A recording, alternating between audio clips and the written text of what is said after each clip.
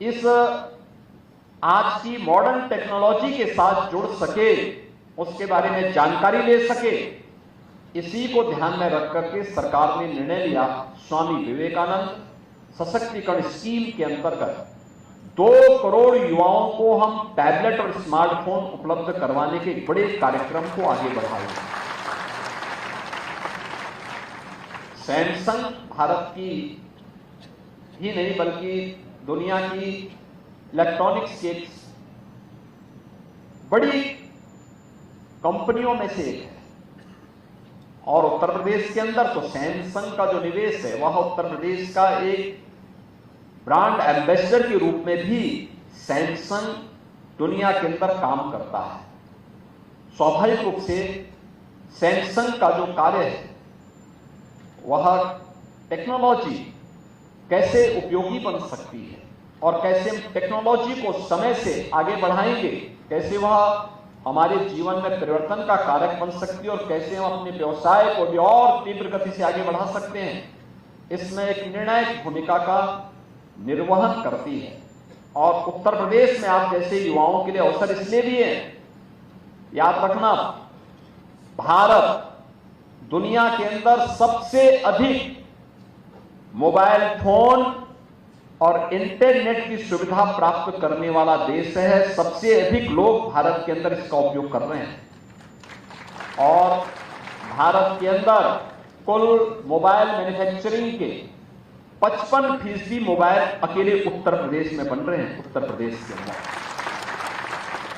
electronic item Bharat के अंदर जितने भी बन रहे हैं उनमें 60% अकेले उत्तर प्रदेश में बन रहे हैं और इसलिए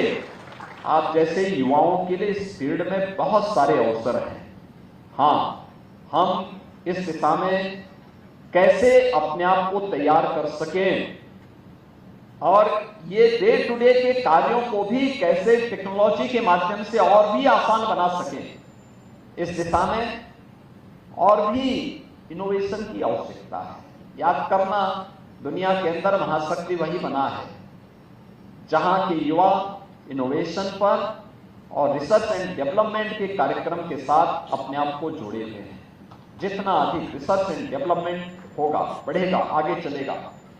उतने ही अच्छे परिणाम और उतनी बड़ी ताकत के रूप में वह देश और वह समाज